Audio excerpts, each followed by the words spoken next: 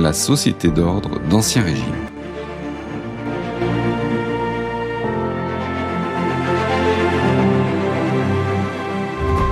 Bonjour à tous.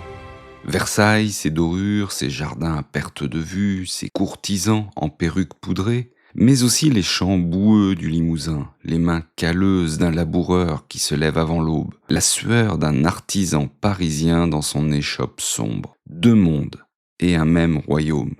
Imaginez un monde où votre destin est scellé avant même votre premier cri. Un monde où ce n'est pas votre talent, votre travail ou votre ambition qui définit votre place, mais simplement votre naissance. Bienvenue en France au XVIIe et XVIIIe siècle. Aujourd'hui, nous allons découvrir ce que les historiens appellent la société d'ordre. Alors pour nous, citoyens du XXIe siècle, ce système produit un véritable effet de dépaysement. Ses principes sont radicalement étrangers aux nôtres. Il ne s'agit pas d'une société d'individus égaux devant la loi, mais d'un assemblage de groupes, de corps et de communautés, chacun détenteur de droits et de devoirs particuliers. Alors comment cette pyramide humaine tenait-elle debout ? Pourquoi ce système, vieux de près de 1000 ans, a-t-il fini par craquer ? C'est l'histoire d'une société rigide, inégalitaire, mais en pleine mutation, celle de l'Ancien Régime. Pour bien comprendre cette société, il faut remonter au Moyen-Âge.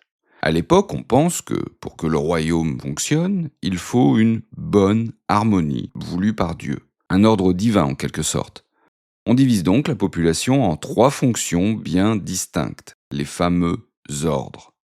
Ce schéma, trifonctionnel, il y a ceux qui prient, il y a ceux qui combattent, il y a ceux qui travaillent, remonte au moins au XIe siècle. C'est l'évêque Adalbéron de Laon qui le formule clairement vers 1025, dans un poème adressé au roi Robert le Pieux. Alors pour Adalbéron, cette division reflète l'ordre voulu par Dieu lui-même. Et cette idée va structurer la société française pendant des siècles. Premier ordre, le clergé, ceux qui prient. Il représente moins de 1% de la population. On parle d'environ 130 000 personnes à la veille de la Révolution. Mais leur puissance est colossale. Ils ne paient pas l'impôt royal, la taille, et ils en perçoivent un spécifique, la dîme, un prélèvement sur les récoltes des paysans, en général un 10e de la production, d'où le nom de dîme. La mission du clergé, c'est de sauver les âmes, bien sûr, mais aussi de gérer l'enseignement, l'assistance aux pauvres et une ébauche d'état civil. En clair, avant la Révolution, c'est le curé qui enregistre les naissances, les mariages et les décès. L'Église est partout, et sa richesse est considérable. On estime qu'elle possède entre 6 et 10% des terres du royaume. Elle est aussi le plus grand propriétaire foncier de France, avec des domaines immenses, des abbayes richissimes et des cathédrales monumentales. Le deuxième ordre, la noblesse, ceux qui combattent. Environ 1 à 2% de la population, c'est-à-dire 300 à 400 000 personnes. Leur sang est censé être bleu, héritier des guerriers d'autrefois. Eux non plus ne paient pas la taille. Ils bénéficient de privilèges honorifiques, comme le port de l'épée ou le droit de chasse. Traditionnellement, ils défendent et ils administrent le royaume. Troisième ordre, le tiers-état, ceux qui travaillent. C'est l'écrasante majorité. Environ 97 à 98% des Français. On parle de plus de 27 millions de personnes à la veille de 1789. C'est l'ordre qui nourrit et qui maintient l'État par son travail et surtout par ses impôts. Comme le disait le juriste Charles Loiseau en 1610 dans son Traité des ordres et simple dignité, je cite, « Nous ne pourrions pas vivre ensemble en égalité de conditions. Il faut par nécessité que les uns commandent et les autres obéissent. » Voilà le programme. Chacun à sa place et les vaches seront bien gardées. D'ailleurs, cette inégalité est revendiquée. On ne la cache pas, on ne s'en excuse pas. Elle est pensée comme naturelle, nécessaire et voulue par Dieu. Pour un homme du XVIIe siècle, l'égalité entre les êtres humains est une idée très incongrue, voire subversive.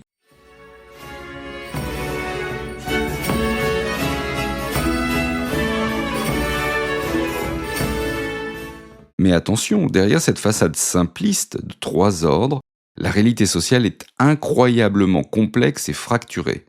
Chaque ordre est divisé de l'intérieur. Et c'est là que ça devient vraiment intéressant. Chez les privilégiés, par exemple, il y a un monde entre le haut clergé, les évêques, les archevêques, les abbés qui vivent dans le luxe, et le bas clergé, les curés de campagne, souvent pauvres et proches du peuple. Pour vous donner une idée, un évêque comme celui de Strasbourg dispose de revenus annuels de 400 000 livres, alors qu'un curé de campagne survit péniblement avec 300 à 500 livres par an. C'est un rapport de 1 à 1000. D'ailleurs, les évêchés sont souvent réservés à la haute noblesse. C'est le système de la feuille des bénéfices. Le roi nomme les évêques, et dans les faits, il ne choisit quasiment que des nobles. Sur les 139 évêques de France en 1789, un seul est roturier. Un seul. Alors c'est la même chose pour la noblesse. On distingue la noblesse d'épée, ancienne, militaire, de la noblesse de robe, composée de bourgeois qui ont acheté des offices anoblissants dans la justice ou les finances. Car oui, on peut acheter la noblesse. C'est ce qu'on appelle la vénalité des offices, c'est-à-dire la vente de charges publiques par la monarchie, et ça permet à des familles enrichies d'entrer dans le second ordre, moyennant finance. Alors le roi y trouve son compte, car c'est une source de revenus considérable pour l'État. Mais entre ces deux noblesses, les tensions sont vives. La vieille noblesse d'épée méprise ses parvenus de la robe.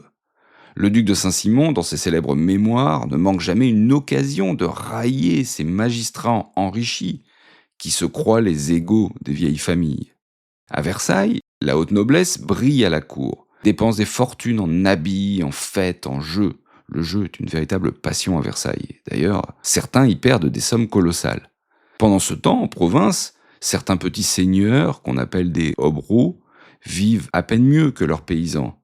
Leur château tombe en ruine, mais ils refusent catégoriquement de travailler. Oui, car la noblesse impose un interdit, celui de la dérogeance. Un noble qui se livre au commerce ou au travail manuel perd sa noblesse. Et donc c'est un piège. Trop pauvre pour vivre, trop noble pour travailler.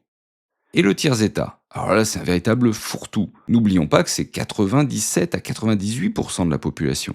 Donc il ne faut pas imaginer le tiers-état comme une sorte de bloc uniforme de gens pauvres. Non, on y trouve de riches banquiers, des avocats, des médecins, des marchands prospères, bref, la bourgeoisie, mais aussi l'immense masse des paysans qui représentent encore 80% de la population française au XVIIIe siècle.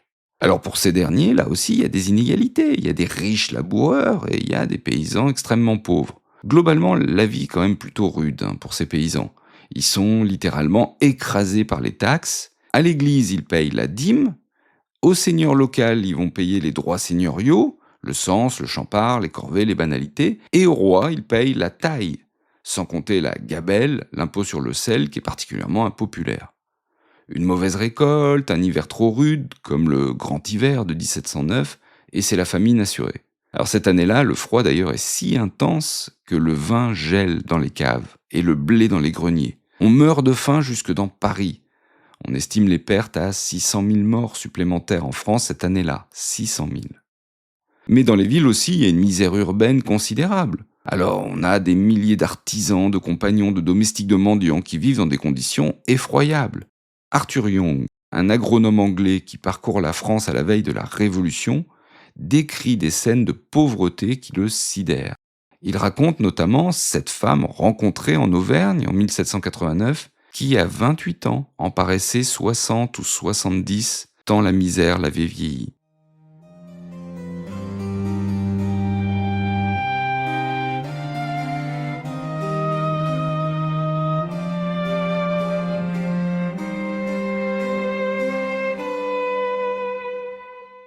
Parlons justement de ce mot qui va devenir explosif, privilège. Car c'est bien le cœur du problème.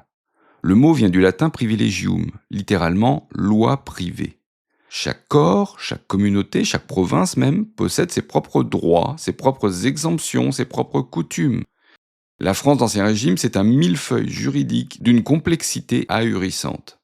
Il y a des provinces qui ne paient pas les mêmes impôts, des villes qui ont des franchises, des corporations qui ont le monopole de tel ou tel métier. Et au sommet de cette montagne de privilèges, le clergé et la noblesse exemptés de la taille, l'impôt direct le plus lourd.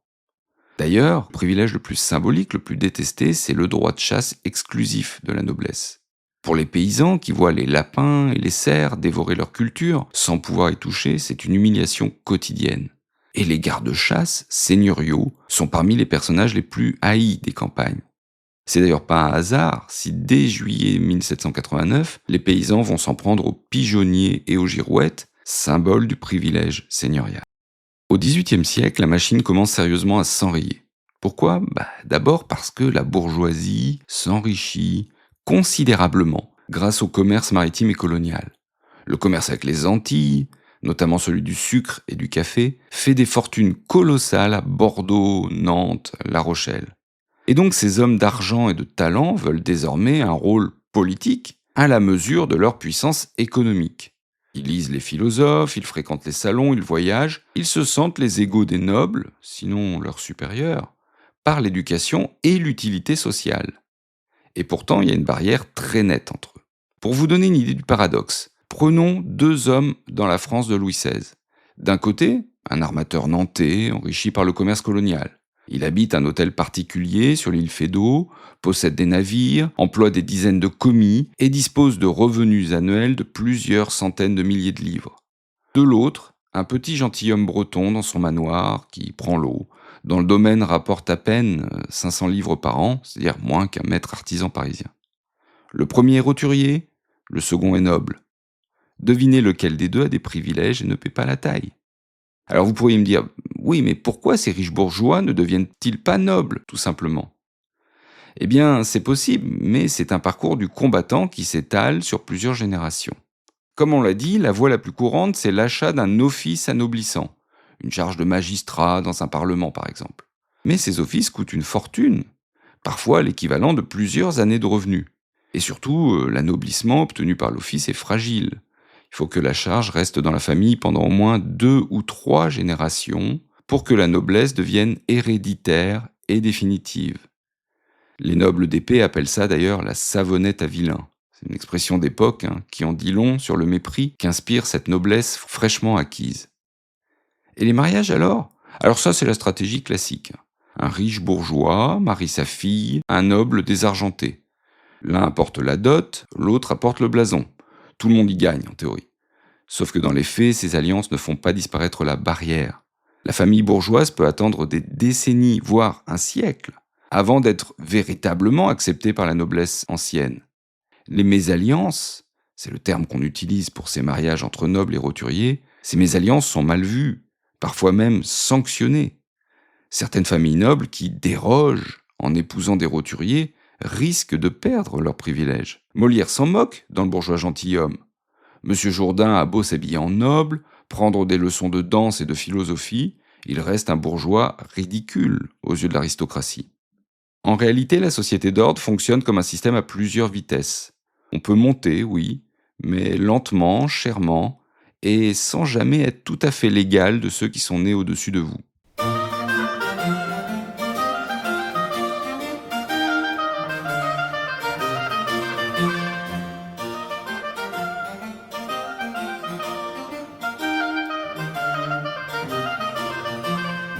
En plus, ces riches bourgeois, qui aimeraient monter socialement, se heurtent à ce que l'on appelle la réaction nobiliaire. La noblesse, qui voit ses revenus baisser, sa prééminence menacée, se crispe sur ses privilèges et ferme l'accès aux hautes fonctions. L'édit de Ségur, en 1781, en est l'exemple le plus frappant. Il exige désormais 4 quartiers de noblesse, c'est-à-dire 4 ascendants nobles, en général les 4 grands-parents, pour accéder au grade d'officier supérieur dans l'armée. Peu importe le talent, peu importe la bravoure, sans naissance noble, pas de commandement. Et c'est cette réalité que Beaumarchais résume avec une ironie mordante dans Le mariage de Figaro, en 1784, quand son personnage lance au comte Almaviva, je cite, « Vous vous êtes donné la peine de naître et rien de plus ». Alors la phrase fait mouche et circule dans tout Paris. Alors il y a un autre problème majeur, c'est le poids de la fiscalité, qui devient insupportable pour le tiers-État. Oui, on a compris, le système fiscal est profondément injuste et inefficace. Le clergé et la noblesse sont largement exemptés. Largement, pas totalement. Le clergé verse un don gratuit tous les 5 ans. C'est un peu une rançon fiscale.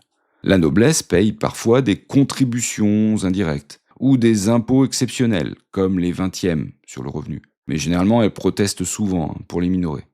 Mais tous les autres impôts, c'est-à-dire l'essentiel, est affermé. C'est-à-dire qu'il est confié à des collecteurs privés, les fermiers généraux, qui s'enrichissent énormément au passage en faisant payer le tiers-état. Lavoisier, le grand chimiste par exemple, est fermier général, ce qui lui coûte la tête en 1794. En fait, le tiers-état ne veut plus être le seul à payer pour les dettes d'un État en crise, alors que le clergé et la noblesse restent exemptés. Des révoltes éclatent régulièrement. Celle des Nu-Pieds en Normandie en 1639, dirigée contre la gabelle, c'est une des plus célèbres. On voit des paysans se soulever au cri du « Vive le roi sans gabelle !» Et elle est réprimée dans le sang par Richelieu, mais elle montre bien que la colère gronde depuis longtemps dans les campagnes. Enfin, et c'est peut-être le plus décisif de tout ça, les idées changent. Les philosophes des Lumières sapent les fondements intellectuels de la société d'ordre. Voltaire, dans ses lettres philosophiques de 1734, prend l'Angleterre en modèle, et il critique une hiérarchie fondée sur la naissance plutôt que sur le mérite et l'utilité sociale.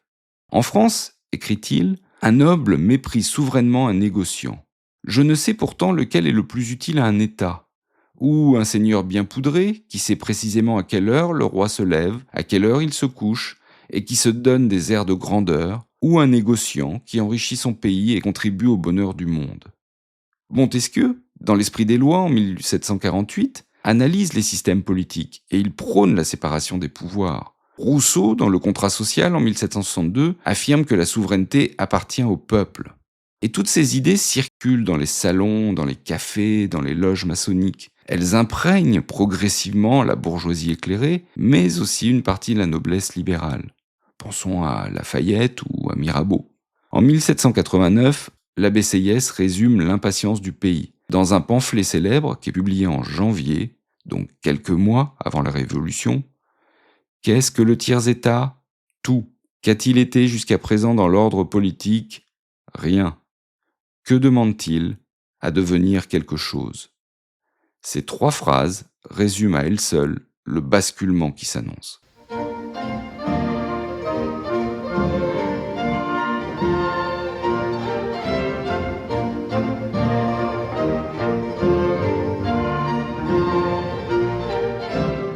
Quand Louis XVI convoque les États généraux en mai 1789, il pense régler un problème financier. Il ne mesure pas que c'est tout l'édifice social qui l'ébranle. Le 17 juin, le tiers-état se proclame Assemblée nationale. Le 4 août, dans une nuit restée célèbre, les députés abolissent les privilèges, les droits féodaux, la dîme, la vénalité des offices. En quelques heures d'euphorie nocturne, c'est tout l'ancien régime juridique qui s'effondre. Le lendemain matin, la France est un autre pays. Comme le résume l'historien Michel Vauvel, un spécialiste de la Révolution française, la nuit du 4 août n'a pas seulement aboli des droits, elle a mis fin à une conception du monde, celle d'une société hiérarchisée par la volonté divine.